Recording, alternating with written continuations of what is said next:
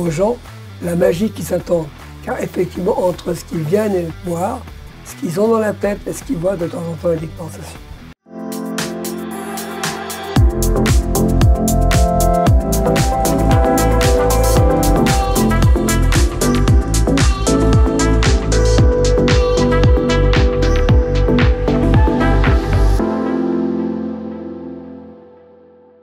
Bonjour, aujourd'hui nous accueillons le président fondateur de la société Sodecom, Monsieur Jean-Claude Mérite. Bonjour, bienvenue dans notre émission. Bonjour à nouveau. Merci d'avoir accepté notre invitation. C'est moi qui suis ravi. Vous avez fondé cette société il y a une trentaine d'années. Apparemment, ça fait très loin et c'est très près à la poche. Ah oui, 30 ans, ça fait... Ça fait un petit parcours avant, on a fait un autre parcours avant qui était un peu tout d'abord dans la presse. Hein, ça a été en début de parcours, ensuite de la communication, qu'on appelait publicité au départ.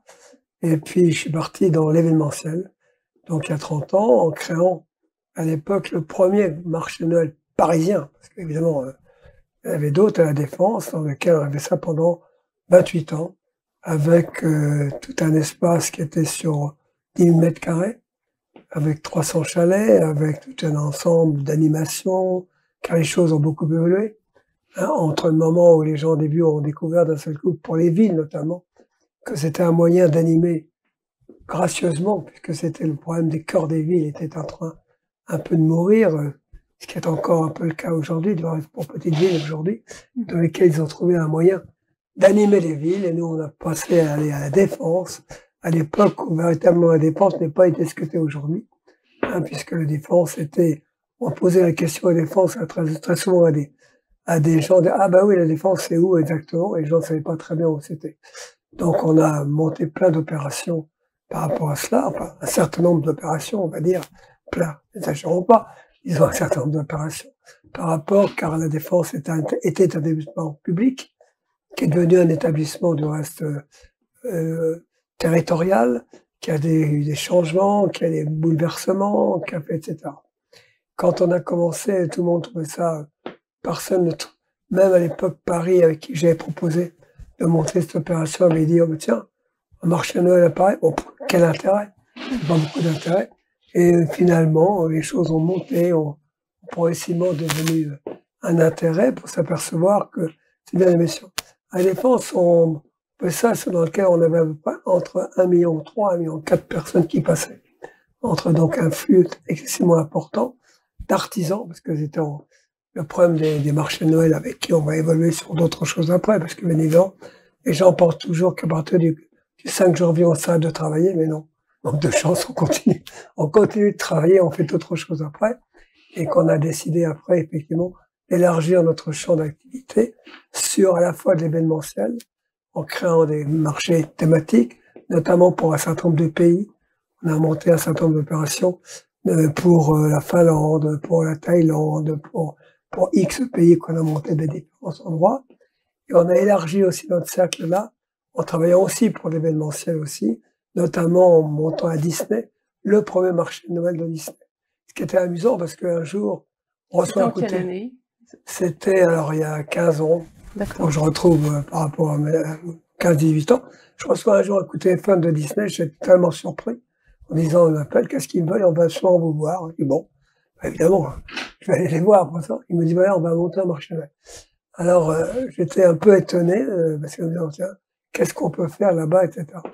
En fait, le marché de Disney avait une problématique qui était de se dire que toutes les parties de l'Allemagne, les Allemands, tous les pays de l'Est ne venaient pas à Disney, parce qu'aujourd'hui, la clientèle de Disney était une clientèle anglaise, espagnole, italienne, française, bien évidemment, ça va sans dire, mais pas du tout allemand. Ils se sont dit, il faut absolument qu'on crée quelque chose qui est en rapport avec Noël par rapport à ça, pour faire venir, effectivement. Donc, c'était tout un aspect marketing. Les gens pensent toujours, en général, que ces choses sont faites comme ça, non, pas du tout. Et c'est ça, la partie marketing. Et c'est très intéressant, en fait, en général, de se dire pourquoi les choses ont été faites.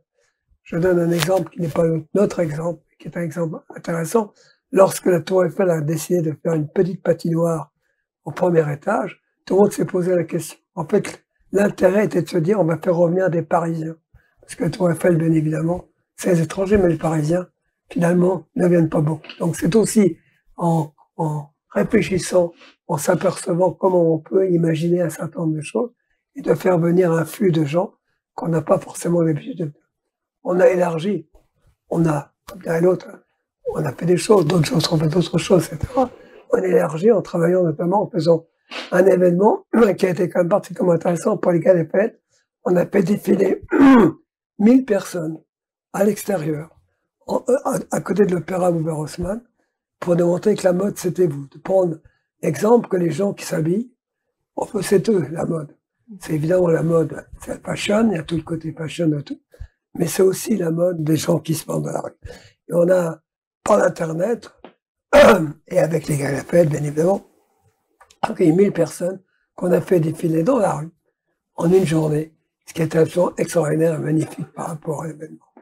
On a toujours eu cette manière d'impression de dire qu'effectivement, on produit nos événements, à la différenciation d'agences, sans critique des agences, j'entends, mais évidemment, c'est un côté financier de l'opération qui fait qu'à partir de là, on essaye d'apporter quelque chose et qui est, ayant été, comme je l'ai dit dans la publicité et la communication avant, et dans lesquelles j'ai fait aussi 25 ans dans cette partie-là, avec un des clients aussi très intéressant, à un moment, j'ai eu envie de faire les choses pour moi. Et au moins, si je me trompe, c'est tranquille, c'est moi qui me trompe, c'est pas les autres. Parce que quand on présente un certain nombre de choses, sur un certain nombre de projets, on a toujours se dire, bah tiens, pourquoi je choisis ça, pourquoi je fais ça, c'est bien. Et quand on voit tous les créatifs derrière qui travaillent, c'est toujours très compliqué de leur expliquer, de dire, oh, on a raté ça, mais c'est ce que tu as fait, c'est pas mal non plus. Il faut se dire. Vous avez une équipe de combien de personnes? Alors, nous, on a une équipe de fixe de 15 personnes, mais on monte à 90 personnes au moment de Noël. C'est-à-dire que, bien évidemment, on varie suivant les événements, suivant les périodes, suivant les, évidemment, les moments dans lesquels on fait un certain nombre de choses et pour lesquels il y a entre 15 et 20 personnes en fixe, avec aussi à la fois un parti hard, un parti soft. Hein, parce qu'on a des entrepôts qui nous permettent d'avoir notre propre matériel, parce que quand on fait de la location, bah, c'est des courtes durées, quand on fait une période longue, eh ben, il y a des problèmes budgétaires qui rentrent en épeu, et dans lequel là, on a besoin d'avoir notre propre matériel, et dans lequel on a 4500 mètres d'entrepôt. C'est pas je précise, par rapport, mais parce que nécessité de l'entreprise en fonction de ça. Et puis, on s'est développé dans des domaines un peu similaires et différents, car on vend de la décoration de Noël. Quand je dis on vend, on ne fait pas celles qui sont dans les rues, on vend directement au public. On est au Galeries Lafayette, on est au Printemps, on est au BHV, on est des magasins qu'on prend, et dans lesquels, parce que Noël, c'est un côté magique de l'année. C'est le seul moment de l'année, comme je dis toujours, où les gens enfin reviennent des enfants. On a envie, un petit peu envie de rêver, on a envie de respirer, on a envie de reprendre ce que l'être profondément a envie d'être par rapport à cela.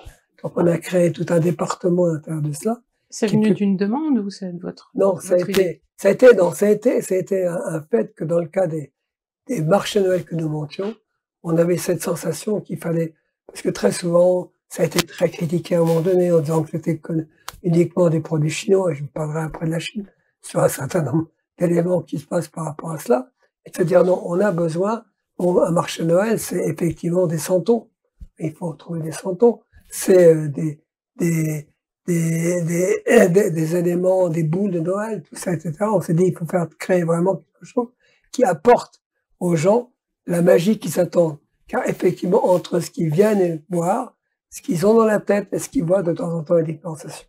Donc on a créé tout ça, et à partir de là, comme toujours, on part d'une petite truc, et possiblement, on monte, et il fait que d'un seul coup, on est avec des séquences, des magasins à gérer pendant cette période-là. On a à peu près une vingtaine de magasins en éphémère, bien évidemment, qu'on fait par rapport à cela, et qui fait qu'on a créé toujours un Noël. On dit toujours un Noël. Ah oui, c'est encore Noël que ça, mais c'est pas le même Noël par rapport à ça.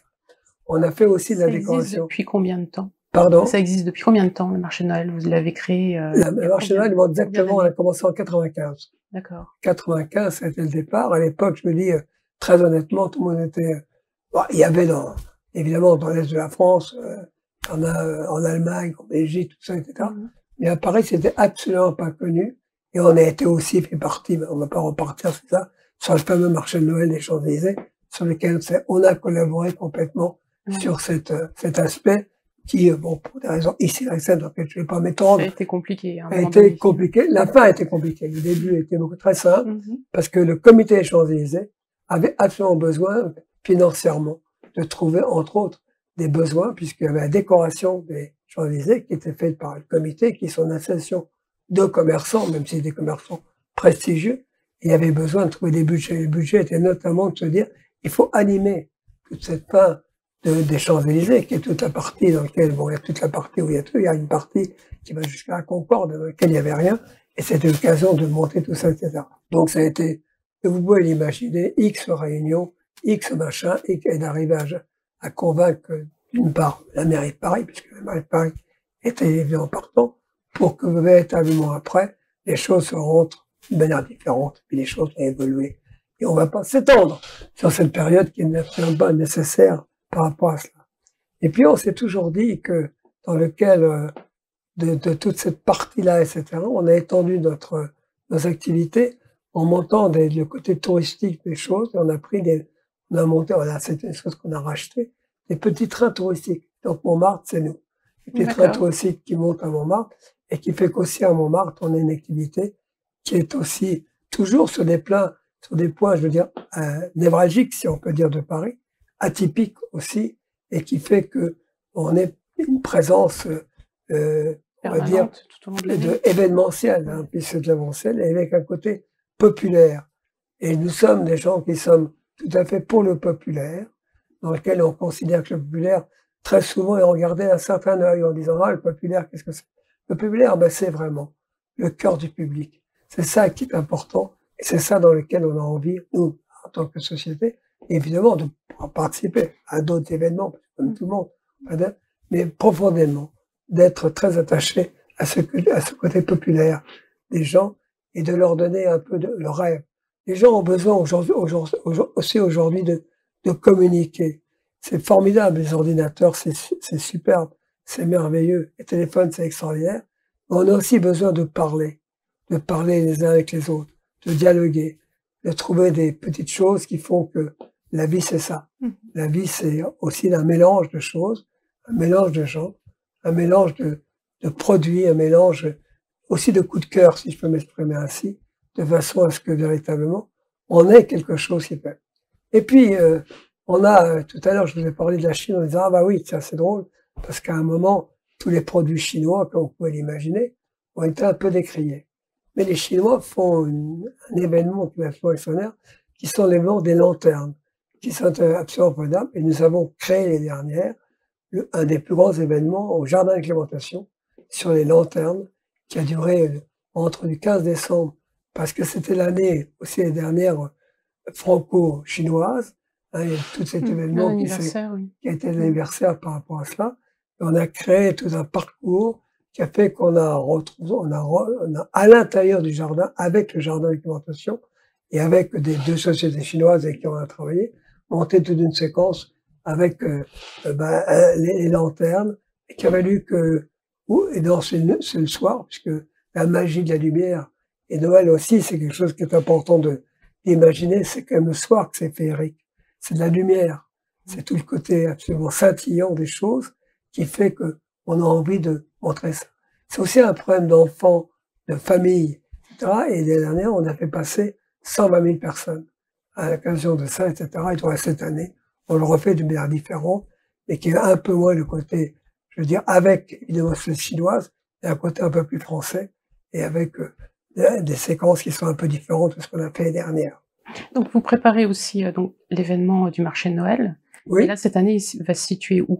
Et ça alors, prend combien de temps pour organiser? On en fait un très important qui est juste, je veux dire, en contrebas, pourtant j'y pense. J'attendais tout à l'heure un coup de téléphone. Oui, très bien, merci. Bon, merci, non, parfait. Je vous pose la question. C'est spontané. Je suis bavard. Par rapport à l'événement du marché de Noël, il va se situer où cette année? Alors, on crée depuis des années un marché de Noël qui se trouve exactement en bas de la Tour Eiffel, exactement sur un espace qui est de 4 mètres carrés et qui s'appelle le Mel Branly. c'est dans lequel il y a pas très loin du reste du,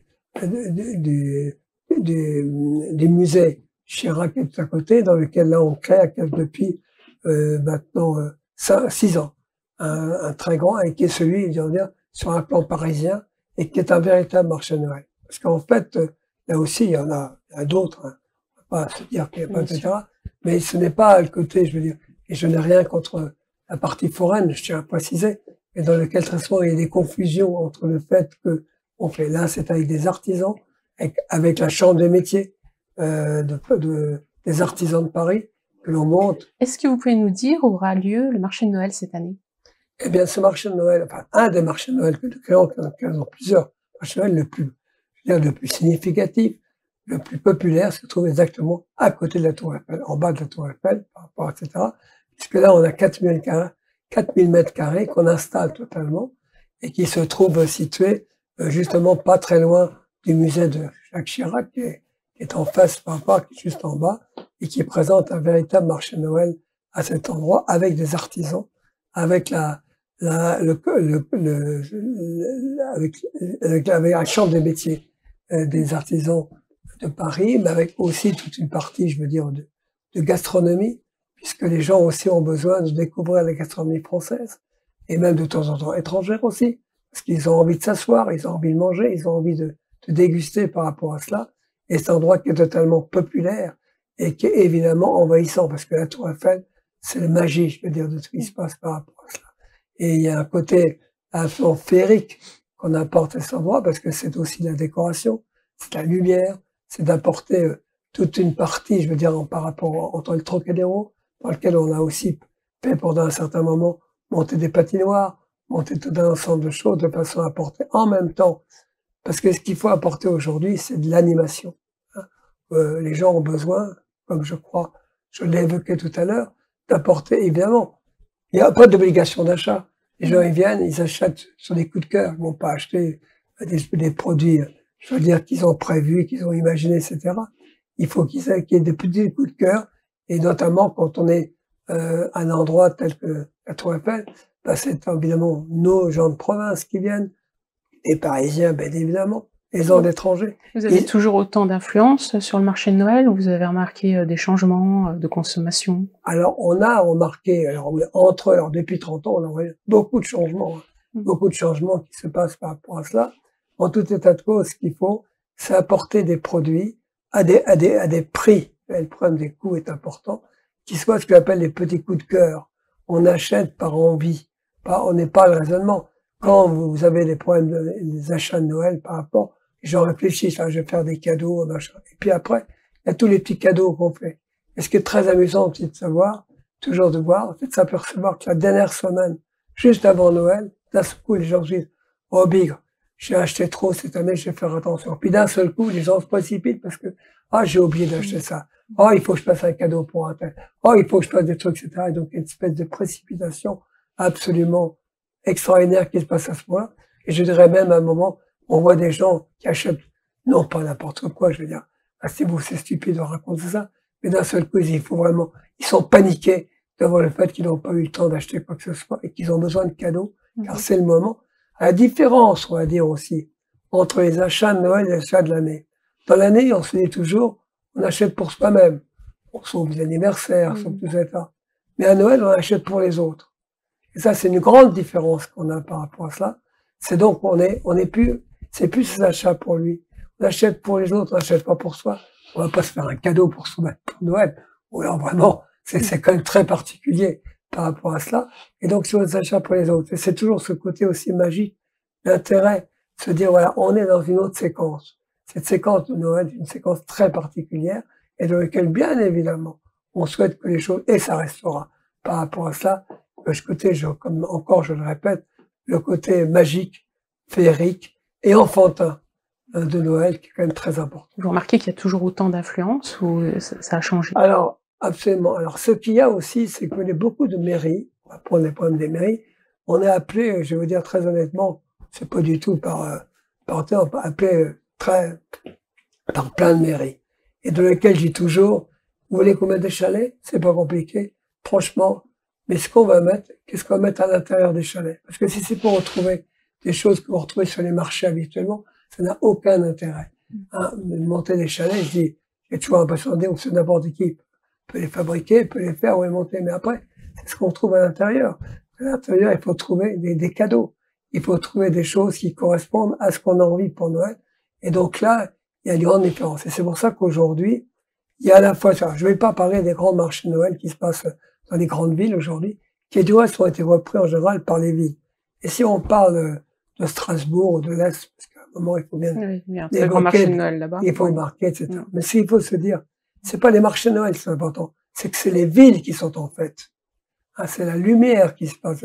Si vous parlez de Strasbourg ou de Colmar, qui est pour moi un des plus jolis et plus jolis qu'on peut imaginer aujourd'hui, c'est toute la ville qui est en fête.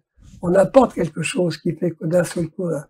Et c'est vrai que aujourd'hui, on va un petit peu dire des choses en disant que Paris manque un peu de toute cette féerie et dans lequel, effectivement, les illuminations qui sont très, très importantes. C'est le moment quand on a besoin de lumière, on a besoin, effectivement, de tout ça, etc. Même si on prend aujourd'hui les grands boulevards, qui sont quand même à un endroit, on a un petit côté un peu dans lequel il manque un petit peu de choses, parce qu'effectivement, on a aujourd'hui un énorme problème, c'est le problème des budgets. Les budgets sont là, il faut régler les budgets, et c'est pas toujours facile de les trouver, et c'est pas toujours facile de trouver des gens qui financent l'ensemble de ces budgets. Vous êtes aussi dans la gestion administrative, juridique des événements. Vous étiez dans tous les secteurs d'activité de l'événementiel, donc ce qui est quand même lourd, hein, en quantité de travail, comme je dis toujours, organisation. On fabrique pas des Airbus, hein. On est très modeste par rapport à ce qui se passe, etc. Mais c'est vrai qu'aujourd'hui, toutes les séquences administratives sont très lourdes, sont très difficiles. Si on prend toujours vis-à-vis des problèmes de sécurité, ce qui est tout à fait normal et logique, on a vécu, bien évidemment, à travers ça, malheureusement, les attentats, tout ce qui s'est passé par rapport à cela, qui a renforcé, si vous voulez, tous les problèmes de sécurité et qui, à partir de là, pèse aussi, parce que le contrôle des sacs à l'entrée, ça paraît facile, mais en fait, c'est compliqué, ça ralentit un certain nombre de choses. Ça donne, si vous voulez, ce qu'on a envie, c'est que les gens rentrent facilement, fassent les choses facilement. Les choses ont changé, évolué par rapport à ce qui se passe en fonction de ça, etc. Et nous sommes évidemment très attentifs à ça, très attentifs à ce qui se passe rien, parce que évidemment, notre responsabilité, comme toujours, c'est de dire attention, on est, et puis bon, bien évidemment, mais ce qu'il faut se dire, c'est que globalement, il faut avoir confiance dans les gens. Il faut avoir confiance dans, je veux dire, la bonhomie des gens, de ce côté quand même parfait. Mais bon, il faut être attentif, il faut bien regarder. C'est comme aujourd'hui, ce qui se passe aujourd'hui. Tout le monde est un peu dans disant, ouais, allez, ça va être merveilleux, tu vas se passer. Et puis évidemment, on a un petit peu l'épée de Damoclès sur le côté, on a pourvu qu'il se passe rien. Pourvu qu'il se passe rien, donc il se passe rien. Certaine rigueur et vigilance de ce côté-là. Exactement, tout à fait. Obligatoire. Exactement. Au niveau des événements qui se passent à l'étranger, vous en avez organisé en Finlande, vous organisez dans différents pays. Comment ça se passe? Alors, c'est là, si vous voulez, pourquoi? Parce que aujourd'hui, il y a énormément de pays qui, sur un plan, je veux dire, touristique, sur un plan de notoriété, ont besoin de créer des événements qui va les mettre en valeur. Et vous savez bien qu'aujourd'hui, la grande force sont les médias. Je ne sais pas vous raconter à vous la nécessité, l'importance qu'il y a des médias.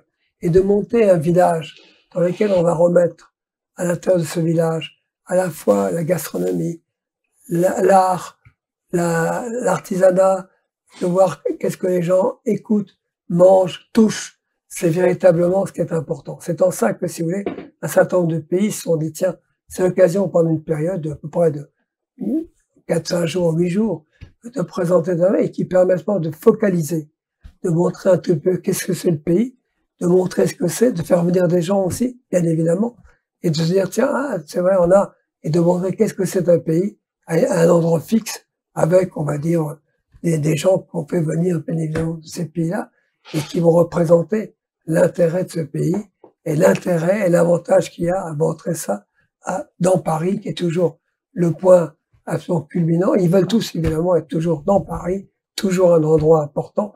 Et malheureusement aussi, on va se dire, il n'y a pas tellement d'endroits dans lesquels on peut occuper des 3000, 4000 ou 5000 mètres carrés. On se dit toujours, c'est facile. Ben non, c'est pas facile parce qu'effectivement, les points stratégiques dans Paris, il y en a très peu. Vous avez la place du Palais Royal, qui est notamment un endroit, mais il y a eu des travaux qui sont faits. Il y a le Trocadéro qui se fait par rapport à cela. Les Champs-Élysées dont on parlait tout à l'heure, mais pour l'instant, on n'en parle plus pour des raisons dans lesquelles il s'est passé un certain nombre de choses. Et puis, effectivement, alors, et dès que vous parlez, par exemple, de la défense, qui est un autre élément, et dans lequel, là, on travaille beaucoup plus sur le côté business, de l'ensemble, puisque là-bas se trouve quand même une grande partie du CAC 40 qui se trouve là-bas. Et donc là, effectivement, on monte des opérations qui ont un autre aspect et qui ont d'autres différences. Vous avez toujours été passionné par l'événementiel. D'où c'est venu? Parce que franchement, l'événementiel, c'est pas quelque chose de simple. Non, si vous voulez, c'est tout simplement, je veux dire, bon, vous savez, les choses sont faites en temps de hasard. On raconte toujours, ben oui, j'ai réfléchi, j'ai fait des études de marketing, de machin, etc. Bien évidemment, il y a tout ça derrière, etc. Comme je vous l'ai dit tout à l'heure, j'ai eu la chance, le plaisir d'avoir une agence de communication dans laquelle on était une centaine de personnes du reste. Et à un moment, bon, parce qu'on a envie de changement de vie, parce qu'à l'époque, pour mille raisons, etc., je suis changé de ça. Puis après, j'ai voulu faire tout à fait autre chose. J'ai envie de faire la chose pour moi-même. J'ai envie en tous les cas, de créer des événements. À l'époque où vraiment, je tiens à le dire, il y a 30 ans, l'événementiel était très peu vu, très peu connu par rapport à ça, en disant, voilà, où je suis le moins mauvais. Je veux dire, parce qu'au fond, on dit toujours, tiens, je vais faire un truc, je ne suis pas mauvais, et où est-ce qu'il y en a un créneau dans lequel on peut essayer de faire un certain nombre de choses, c'est comme ça. Et le premier événement qu'on a créé, c'est pas du tout en France, parce que le premier événement qu'on a créé, c'est en Tunisie. On peut dire que c'était pas à côté, et c'était le premier salon d'automobile qui avait lieu à Tunis à l'époque, et dans lequel on a été appelé pour les aider à créer ce premier salon, et qui a eu lieu, etc. Et après, de fil en aiguille, il se trouve que on est rentré notamment sur le marché de Noël, tout à fait par hasard, sur des éléments qui ont fait que une personne, une Allemande, m'a dit, mais vous connaissez le marché de Noël? Honnêtement, je ne connaissais pas. J'étais là, je dis, je ne sais même pas ce que c'est qu'un marché de Noël. Il m'a dit, allez voir en Allemagne, allez vous promener, allez voir un petit peu ce qui se passe, etc. Et avec un associé allemand aussi, on a monté au départ ce premier truc, on a dit, voilà, ah oui, c'est vrai, c'est un truc qu'on peut faire. Et c'est comme ça qu'on est rentré à l'intérieur de cette partie, en élargissant quand même, en disant, bah, c'est pas suffisant. Il faut absolument diversifier l'ensemble. Il faut arriver à trouver, puis bon, après, bien évidemment, j'ai parlé tout à l'heure de ce qui s'est passé avec les Galiapet et qui on a monté un certain nombre d'opérations avec d'autres sociétés, bien évidemment, histoire de Disney, d'histoire drôle et amusante qu'on n'aurait jamais imaginé à l'époque de faire, etc. Et le fait, c'est que, bon, après, on se dit peut-être qu'on n'est pas trop mauvais et que finalement, on nous appelle pour un certain nombre de choses dans lesquelles on essaye surtout d'apporter, je veux dire, bien évidemment, notre créativité, qui est l'élément essentiel, mais aussi, je veux dire, tout le problème de sécurité par rapport à cela. Là, vous voyez, en ce moment, on est sur une opération, encore une fois, avec toute cette année avec les Chinois qui ont l'obligation de monter beaucoup d'opérations, puisque c'était à séquence en France, etc. Et on était appelé dans X choses, notamment dans le mois sur la présentation du badminton en France. Je me disais, mais qu'est-ce que je vais faire là-dedans par rapport à ça? Et on les a aidés à monter toute l'opération du badminton qui se passe en ce moment sur les Jeux par rapport à cela, parce qu'on a eu l'habitude de travailler, et puis parce que, bien évidemment, je veux dire, pas bien évidemment, mais parce qu'en fait, on a des relations avec des gens avec qui le côté sérieux des choses est important.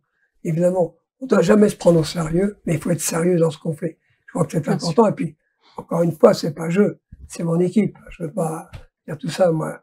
Maintenant, je fais partie des gens qui parlent, mais les gens qui font derrière, ça c'est plus important. Ceux qui réalisent que moi. En 30 ans, vous avez organisé combien d'événements, vous savez?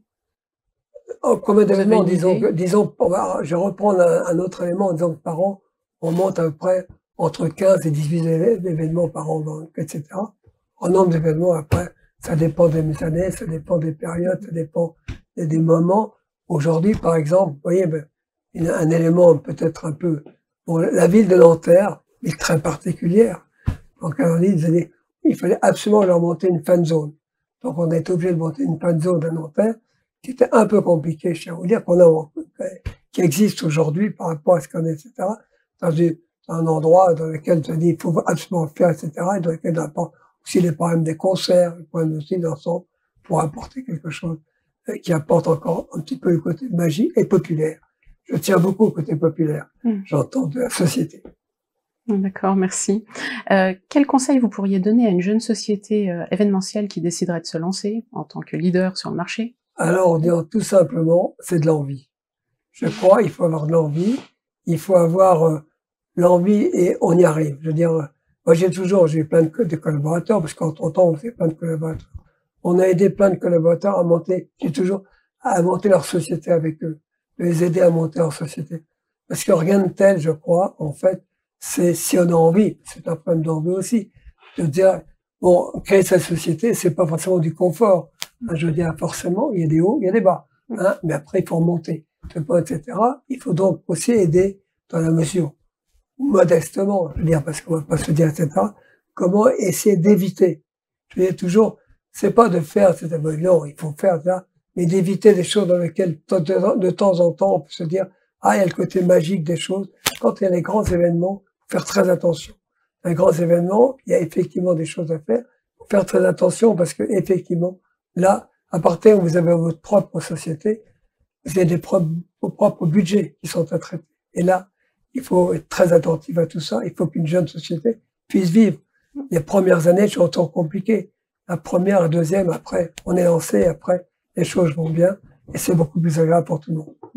Merci. Quels sont les projets, les ambitions de votre société aujourd'hui, de Codecom? Aujourd'hui, notre ambition est effectivement de se développer, bien évidemment, sur de la production, j'entends, d'événements, de travailler plus sur... aujourd'hui, les gens, encore une fois, bon, les choses, comme partout, les choses évoluent, changent. Il faut être très attentif à ce que les gens ont besoin. Alors, toute la technologie qui s'apporte aujourd'hui, notamment dans le cas de la magie, je veux dire, des drones, de tout ce qui se passe par rapport à ça. Les nouvelles technologies, l'IA. La théogonie de l'IA, évidemment. Et dans lequel, à la fois, c'est de la magie, et à la fois, un peu aussi de la peur. En disant, attention, comment peut-on essayer de trouver un juste milieu entre ce qui va se passer, ce qui va se faire, ce qu'on va projeter, ce qui va forcément se réaliser, et puis dans lequel on va trouver à côté sur un certain nombre de choses. Donc, effectivement, il va falloir faire, être toujours très, de toute manière, il faut être curieux. Hein, le grand problème, c'est d'être curieux. Il faut aller voir ce qui se passe ailleurs aussi. Je dis en général aussi, allez voir ce qu'on va, regarder. De temps en temps, copier. C'est pas mal. Parce que finalement, en copiant, on peut toujours innover. Disons, on est formidable, on va innover.